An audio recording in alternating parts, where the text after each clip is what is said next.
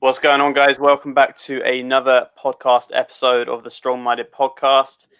In today's episode, we have inspirational life coach and author Sean Michael Crane. Welcome to the show, brother. Awesome, man. Good to be here. Thank you for having me. You're very welcome. Now, before we get stuck into it, I want to read a little extract from your book on the introduction. For those of you that are watching on Facebook or on Instagram or on YouTube, this is the front cover, Prison of Your Own. Go check it out on Amazon.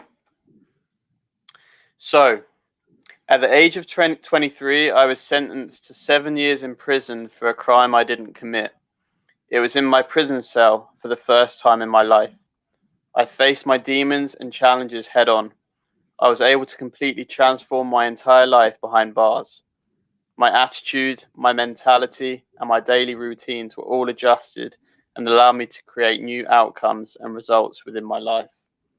My personal transformation and the steps I took while incarcerated is what I wish to share with anyone who feels lost or hopeless in their life right now. These life-changing steps saved my life and freed me from addiction, negative thinking, and living life carelessly. I want you to know that no matter what you go through, deep within you is the capacity to persevere and create a life you love and cherish. That's powerful. Very powerful introduction.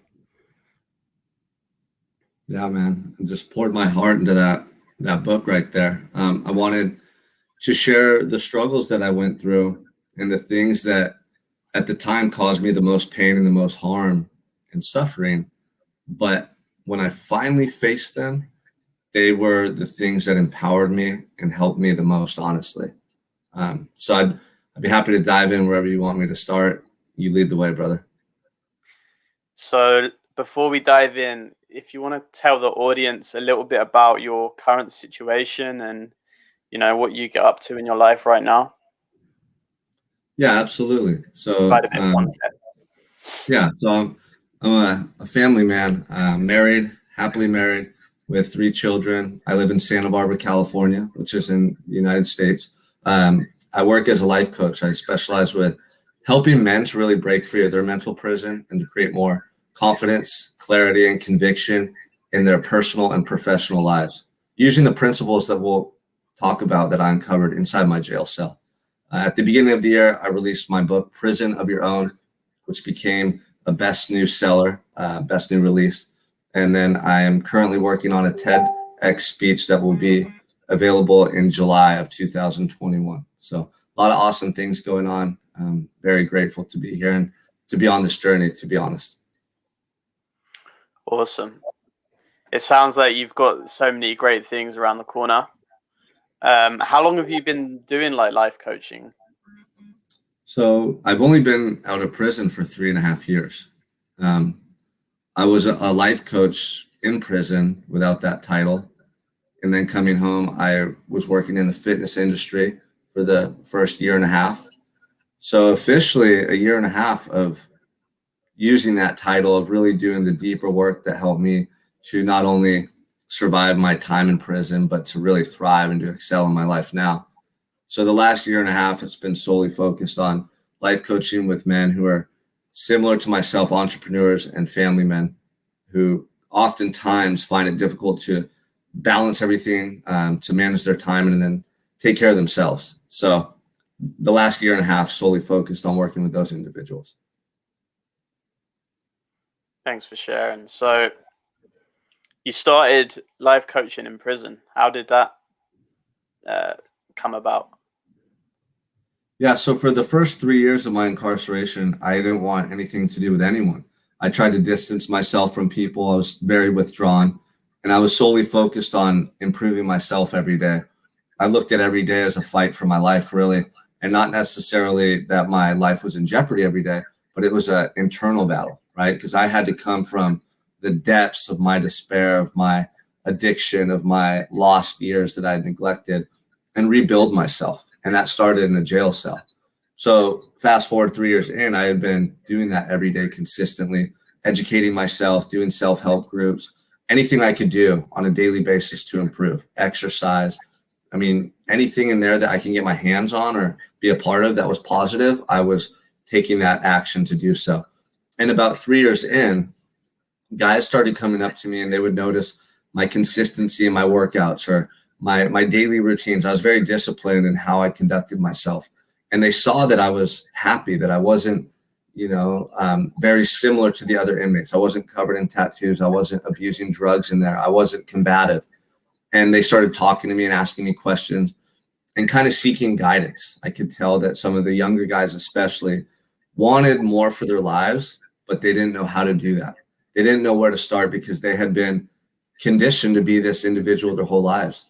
They had these behaviors and this mentality that at one time may have served them, but now they're at a crossroads where they knew they could do more. They knew in their heart they wanted more, but starting on that journey was scary. So it started out with simply working out with them and pushing them through grueling workouts that they didn't think they could do before. And over time, seeing that build confidence in not only their physique and how they look, but knowing that they can do something tough and persevere.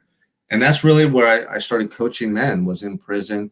And some of those guys would go on to take college courses with me, or we would talk about life and what they wanted to do beyond the bars. And they started setting goals for themselves and thinking differently than they ever had before. And it was amazing to see that. Up until that point, I wasn't quite sure what I wanted to do when I came home. I knew that I had a story and a message I wanted to share with people, but in what capacity, I wasn't sure. So when I got that opportunity to work with those men in prison, I knew that that was my purpose, to reach people, to help people who felt like I once did, and even people who just want to achieve more, that know that they're capable of more, and work with them. And that's where my journey began as a life coach. Yeah, it's so amazing. Like I feel for myself, like obviously I'm a life coach as well, and like the habits that I put in place for my own life and the work that I've done on my own mindset. When you can affirm that into somebody else, like when you can help someone else to do that and to improve in that area, only helps you to like reaffirm what you've already done and to strengthen that and to just keep building on that all the time. So for me, like, and it sounds like you're the same, like contribution, like improving other people's lives is such a big boost in confidence, in significance, that like no amount of wealth or materialistic items can replace. Like just knowing that you have the ability to impact somebody's life fills me with so much confidence. So yeah, I guess my question to you, probably the audience want to know as well, is like, how come you were in that position where you were able to provide that kind of support to those guys in there? What made you different to all of those other guys? Yeah, so when I was arrested at 23 for a crime I did not commit, I was facing a life sentence. So a crime I didn't commit, and I'm facing a life sentence. The impact that had on me on an internal level was beyond what I could describe with words. I mean, it shocked me to the core. And it showed me how quickly life can be taken away and how we waste so much time and so much energy doing things that don't really serve us and just exist. And I know a lot of people can relate to that. I know a lot of people have dreams and passions and desires, but they're not pursuing them every day with as much urgency and conviction as they should. So I saw all this from my cell. I saw the truth, and it changed me forever. It revolutionized the way I think, the way I feel, and the way I live my life from that moment forward. So I had this awakening, however you want to describe it. I had this realization. And from that moment forward, I've never lived the same. I've never wasted a minute of my life. Every moment is spent striving to be more connected to the truth, to embody that truth, and to live the greatest life I could, because I was so close to not having this opportunity. I was this close to being in those jail cells and behind bars for the rest of my life. So I treated every day with that type of reverence and respect that it deserves. I was grateful just to be alive. I was grateful to have a second chance. And in there, I sought to better myself every day. So I approached my life with that perspective of gratitude that, hey, I get a second chance. I'm alive. I'm breathing. I started to focus on the most basic things that we overlook, because I'm in a cell with nothing. And I know I'm going to get a second chance. But in order to get from where I was at to where I want to go, in that stretch of 5.5 years of incarcerated, I had to really maintain the right mentality every day. I had to be that person ready to come home and pursue his dreams. So for me, that started with gratitude every day, being grateful to be alive, being grateful to have a second chance. And what this allowed me to do was I started to recognize things within my sphere of control that I could do or improve upon. Because a lot of times we worry about things outside of our control. Now imagine being stuck in a cell looking at a life sentence. Don't you think your mind's going to go to the most extreme and you're going to worry yourself to death? You're going to be anxious and fearful every day. And what that would have done, it would have frozen me in my tracks. It would have stopped me from doing anything to improve my life while I was incarcerated. And a lot of people do that. They try to sleep their time away. They don't do anything productive. They're always, worrying about the future of their family or the stuff outside of their control. So because I was able to tap into that gratitude early on, and I knew I would get out and have a second chance. The judge had already amended my charges and I got 7 years. So then that mentality day by day allowed me to really strive to better myself. And I was doing the smallest, most simplest things you can imagine, but it was the effort that behind the intention behind it. And so piece by piece, I started improving myself by reading books, writing letters, taking college courses, which then were available in prison, doing self-help groups like I mentioned, exercising. So by the time I got to prison, guys saw me. I had been doing this for years, and they noticed a difference in me. They saw something in me that they were drawn to, because I think that's who they really want to be. They wanted to be their best. They wanted to be making every day count. They wanted to feel like they were in control of their lives. They just didn't know how to do that, because it's so easy for us to be conditioned to do the opposite, to worry about the things outside of our control, to allow negative thoughts, right, to plague us, to not take the consistent actions we want to be the person at heart we know we can be. So all these things that plague us out here were affecting those guys. They saw me doing the opposite. So like, hey, Sean, what are you doing? Like, can you talk to us? Show us what you're doing. Why is your approach different? Why is it working for you? Mm-hmm. So you mentioned gratitude there, and obviously for me, that's been like a really important part of my journey, something that I still struggle quite a lot with.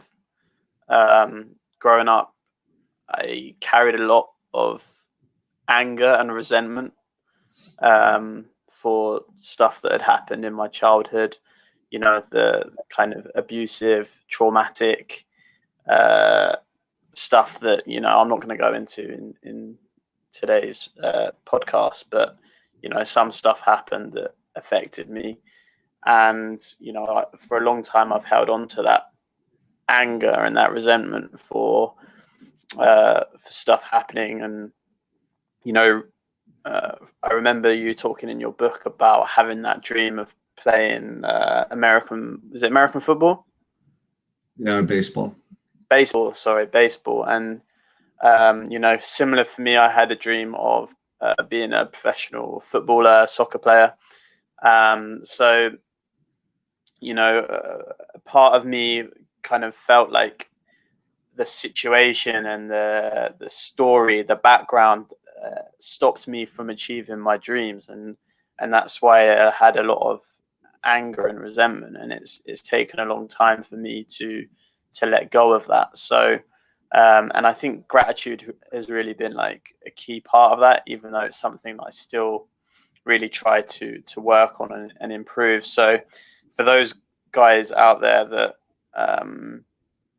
are still holding on to that anger and resentment, how would you say you developed that gratitude within yourself? What made you grateful? Yeah, I mean, that's something that a lot of people struggle with. It's things from the past still plaguing us, unresolved issues that are internal that still cause us to feel a certain way in the present, that take away from what we could be doing or who we want to be, right? So for me, I had a lot of pain and trauma from my childhood. My parents battled addiction. I came from a broken home, and those were wounds that I was not yet ready to face at a young age. And all through adolescence, I ran from my pain. I hid from my emotions. I numbed them out with drugs and alcohol. I stopped associating myself with friends I grew up with or going home because I didn't want to be reminded of the truth. And what that did is it kept me stuck. And I developed these maladaptive coping mechanisms, right? Drinking, doing drugs, acting like a tough guy and hanging out with kids I never would have surrounded myself with, anything to keep people away. That was my defense mechanism. I didn't want to let people in because I was still wounded and I hadn't dealt with that stuff. And I didn't want other people to know what I was going through. So I had to face that. If I didn't face those things and admit the truth to myself and accept that it did happen and then work through it to have healing take place, then I would still be stuck in here and here, and I wouldn't be able to live the life I truly want, right? It's like this internal wall. We know what we want. It's on the other side of that wall, but we always get stuck, or we might have a little glimpse into what that life looks like, maybe a month or a year of doing good, and then we always revert back to like this status quo, right? It always pulls us back to our vices or bad habits or, stuff with our mental health. And those are all signs that the stuff internalized from the past is not yet dealt with fully. So for me, I stumbled upon this process accidentally. I was locked in a cell with nothing but time. And I started to reflect on all the things that I had hid from my entire life. And now I was sober. I was a month or two sober, and I could feel in ways I hadn't felt in years. So much emotion was pouring out of me. So I started writing, and I was writing letters to people back home, and I was just being more open and honest about things than I ever had in my life. And it was that continual process of identifying situations or people that caused me to feel harm or that were very traumatic for me, and detailing what happened through writing them out with as much imagery as possible, so that if I read to you aloud what I wrote, you'd be able to really see and understand what I went through. And for me, what happened is I was processing this suppressed emotion for the first time in my life, right? So we think about it a lot, but that doesn't really help us to heal. We have to talk about it frequently. We have to write about it. We have to feel that emotion surface and have that cathartic experience where we cry or we feel like that weight off our shoulders alleviate. So that's what happened to me day by day. I was writing letters to people or about people that allowed me to admit to myself what happened, allowed me to talk about the emotional effect it had on me. And through that, I was able to accept it and really let go of a lot of those emotional connections. The emotional, the triggering event tied with the emotion and that memory, that's what keeps you stuck in place. So the writing aspect is so crucial, because when you write, you're using your brain in a different capacity than if you just think about something or you talk about it. Now you're tapping into portions of your brain for, reading and comprehension, right? Now you're using portions of your brain to describe something, to create that imagery. And you're also tapping into the emotional centers, right? Where a lot of these memories are stored. And so when you do so, very likely, if you have trauma from the past or something you've been suppressing, you'll feel some type of emotion. You'll cry, you'll feel this release. And so I was able to do that day by day by day. And, through that process, I became aware of the fact that I didn't love myself. I was still holding on to that pain from the past. And I was ashamed of what happened to me. I was ashamed of my parents. And because of that, that was causing me to feel less than, right? That I'm not good enough. So if I don't have that genuine self-love for myself, and I'm wounded, and it's leading to me not feeling good enough or feeling less than, no wonder I didn't go out and live the life I truly wanted. No wonder I didn't go above and beyond, because I didn't even believe in myself. I didn't feel like I deserved it. I still had those wounds that were undealt with. So after going through that process, I experienced the most immense form of love that was just so transcendent. It was love for myself. I am good enough. I do deserve a good life. That stuff happened to me, but it doesn't have to define me. I can live differently going forward. And that love just, there was a ripple effect. And then it spread to everything. It spread to people. It spread to like everything that I could see and touch and be a part of. And that really shaped my perspective to just be filled with gratitude. It was that love internally that then was carried out to everything I did and was a part of. So I have so many questions, like as you're talking. It's so much to unpack there. I was just thinking about kind of your childhood, really, and because for me, like I've had like lots of, I wouldn't say there's like one moment of realization of like, yes, I need to do this thing. It's like, I need to do this thing. And then you relapse into whatever vice that you have that, that holds you back. And then you catch yourself again, and you just keep building that until it becomes something that you actually have the strength, the willpower, the discipline to change, or to take away that vice. So what do you think caused you to become reflective? Because I think that's really important. Like, a lot of people go through life without being reflective at all. They keep recycling the same mistakes over and over. Yeah. Well, I really had no choice. I mean, I was locked up in a cell for 23 hours a day with, you don't have a phone, a TV. You have nothing external to distract you. All you have is your thoughts, your feelings. So I started to become attuned on a much different level than most people are conditioned to out here. I started to become aware of my self-talk, my beliefs, my values, things I never really reflected on much. The past, in my cell for the first year I was in there for 23 hours a day, I replayed every memory, every situation from my life, from childhood, adolescence, up to that point, numerous times, over and over and over. It was like a movie just on repeat, trying to figure out, where did I go wrong? How did I end up in this cell? Why am I here? Like, I had dreams as a kid to be a professional athlete. I had all the opportunity in the world to go to college, to have a great life, but I didn't. What happened? Where did I go wrong? So I was constantly reflecting on that.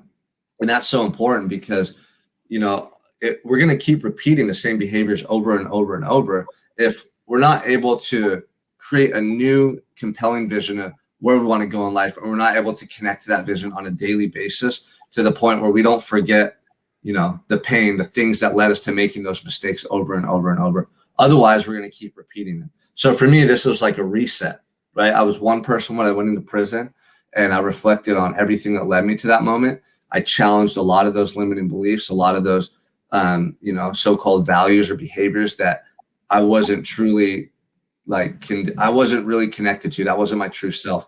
And then through that, I was able to really get a much clearer picture of my true self and who I wanted to be, and to tap back into that boy at heart that I know I was, so that I could then take that person and live the rest of my life with, that truth, that authenticity very much alive inside of me. Mm-hmm. I mean, I think not everyone's going to be able to get you don't really want to find yourself ending up in prison to sort your life out, and to remove your vices. Like, obviously, when you're in prison, you don't have access to drugs, to alcohol, to stuff that's going to numb you. So you have no other option but to get involved with either prison life, or to do the opposite, which is what you did, and to take that time as an opportunity for solitude and for self-reflection. Yeah, well, go through your journey. There's a lot of drugs and alcohol in prison. People bring them in. They make, Pruno, which is jailhouse wine. The hardest thing to do when you're in that situation is to not numb yourself and check out. But I realized early on that to do that is just going to contribute directly to the same habits and behaviors that led me to that cell. So I had this moment of realization that, all the things I did to lead me to that cell, 90% of them I had to cut out of my life entirely. I'm talking about the way I thought, the way I talked to people, my behaviors, actions, right?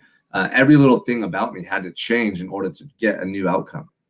A lot of times, people out here, whether it's a weight loss goal, whether it's a financial goal, whether it's habits in their life, they want to change when it's convenient, or they want to change some things but hold on to old ways, like old patterns of behavior, old associations, old things that they used to do. But we're talking about like a transformation means you're evolving, you're changing into a new person. It's like a snake when they shed their skin. They're still the same at the core, but they're much different. Each time you shed that layer, you're growing, you're changing, you're evolving. So I recognized this early on, and I knew that every day I had to be in a linear path towards this new person. I couldn't afford to have one day where I made a mistake, one moment where I, faltered, because not only was my life on the line being incarcerated, but my own well-being, like everything that I wanted was at stake. And that's the way I took it. Because you talk a lot in your book about like your relationship with drugs and alcohol, and how that kind of you had periods of sobriety followed by periods of obviously addiction. So do you want to talk a little bit about that and where that addiction started, and how that changed and meandered? Well, yeah, it started when I was younger, just to try to hide the pain that I was going through from seeing my parents just, going down a really dark path. My dad went to prison when I was 14, and then my mom shortly after left us. So at 14, both my parents were gone, and I followed in their footsteps in a sense, as far as abusing drugs and alcohol to try to numb out my own pain. And then that turned into a full-blown addiction that I carried with me all the way to that jail cell. And I knew deep down in my heart that wasn't who I was. And I tried several times to get clean and sober, but I didn't deal with the underlying emotions and issues that led me to use in the first place. So a lot of self-help groups, a lot of drug and alcohol rehabilitation programs and stuff of that nature, they focus on the symptoms, but they're not focusing on the root cause of why we use drugs and alcohol. People are addicted to food, to drugs and alcohol, to pornography, to all these different things. So it's the same mechanism up here that leads us to try to use something to hide how we're feeling, right? It doesn't matter what we're using. It has the same impact. It's escapism. Now, drugs and alcohol kill you quicker than food will, but food is just as deadly. Look at the obesity rates, people with diabetes, people dying of cardiovascular disease. It's insane. So we have to get to the root cause of the issue. Why do you need to have something external to try to make you feel something differently internal, right? We're trying to fill this void. We're trying to create a feeling that we're lacking, or hide something that we don't want to experience or deal with yet. But until we can really get to the root cause of what these issues are and work through them, just like I was able to in my cell, by facing them, accepting them, right? Forgiveness and going through that healing, then we're not going to ever be able to break free of that like chain, right? That's shackled around us. That's what it is. It's like a chain shackled around our ankle. And we might be able to progress in life a little bit, but we always get pulled back, or we're limited as to how far we can go. So what I experienced when I was able to go through that healing process is my addiction was eradicated. My cravings are gone, right? Like the chain was severed, and now I've been able to grow into the person that I was meant to be. Like, I think a big part of it is not wanting to go back into childhood and not wanting to face what happened, like especially those kind of traumatic events. And like, guys, like you should definitely read Sean's book, because he goes into so much detail about like the events, the traumatic events that happened in his life. There's so much in there. Like, that was very brave to share in such detail the stuff that had happened. Were you at all like worried about the repercussions of doing that for like the people that were mentioned in your book, or like what helped you to do that? No, as a kid, I would have been. I was worried about what other people thought. I did things to impress people. I put others' needs ahead of mine. But then I thought about it, and I thought, okay, so this is my truth. This is what I went through, and I'm still contemplating how it's going to affect other people. And no, I didn't. I knew that I had to share and be open and vulnerable in a way that other people can see and recognize will empower you if you do so. I did my best to write the book and respect people, but I can't hide and lie from my truth, right? My truth is who I am and what I've been through. And when we own it, when we accept it and we're able to talk about it, there's nothing there that's going to hold us back. It has no power over us. Those events have no power over me unless I'm too frightful to share them, right? Because that means a part of me is still not healed fully. If I can't talk about them openly, then I have to ask myself, why? Am I still ashamed? Am I still embarrassed? Like, there's still something lingering there. So we can get to the place where we can talk about, our most traumatic events, our most embarrassing moments, our greatest failures, and we can just talk about them free of that emotional attachment that we once had. That's true healing, and that's when we will be liberated. But until then, we're always going to be compromised to an extent. The truth will set you free. Yeah, and that's where that saying comes from. Anytime we're not willing to speak about something out loud, you have to understand there's a deeper reason why. It's usually being ashamed, embarrassed, feeling guilty. It's feeling less than, like it devalues who we are. So if I worried about sharing my story and thought about all those things, I wouldn't have been as transparent. I wouldn't have written the book. Someone wouldn't have read it and connected and been brave enough to face their fears and their pain. And then it wouldn't have had that's a negative and a negative all the way around. I guess it's, as you say, it's putting yourself in the perspective of the reader and knowing that what you will share in your story, just by being authentic and being truthful, has the power to change their life. So who are you to neglect them of that by not being fully transparent and honest? Have you always kind of thought like that in terms of being selfless and wanting to help other people? I've always been compassionate and a people person, but when I was compromised because of my addiction, I couldn't be that individual, right? I probably caused people more harm in relationships in other ways than I helped them. Like I was always a family man, and I was always doing my best to provide for family and be there for them. But when we aren't at our best, when we're compromised because we have issues that we haven't dealt with, we can never be the person, the father, the husband, the coach that others truly need. And so we have to recognize this, that, in order to be like in order to serve at that highest level and to really help people, we have to always make sure that we are constantly focusing on ourselves and investing in ourselves and making sure that mentally, physically, spiritually, emotionally, we're sound, we're at our best. Because otherwise, there's going to be some moment in time where we're not going to be able to be the person a loved one needs or someone needs. And we don't want that, right? I think it's all just a process of letting go and not, building our own confidence and not holding ourselves back.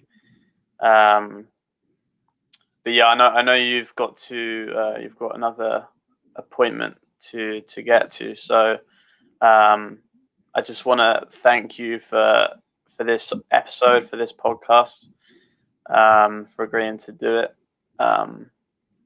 Got such a powerful, inspirational story, and I have a lot to learn from you, as a lot of other people do, especially when it comes to that bravery to speak your truth and own your story, which is extremely powerful. So thanks again for joining us. Guys, thank you for listening. Thank you for watching. Give this video a like. Let us know in the comments what you thought about it. If you have any questions for me or for Sean, then feel free to comment down below. And Sean, just to wrap up, tell the audience a little bit about how they can get in touch with you, or anything that you might want to provide for them that they can go away and have a look at. Yeah, absolutely. At my website, SeanMichaelCrane.com, you can get access to free courses related to a lot of the topics we covered today, what I call the healing process, and then mindset strategies that are going to help you to elevate performance in all areas of your life: health and fitness, relationships, career aspirations, and business in general. So go check it out if you want some free courses. They're there for you if you'd like. Awesome. All right then, dude. Thanks so much for this, and I will speak to you soon. Cool, man. Thank you for having me.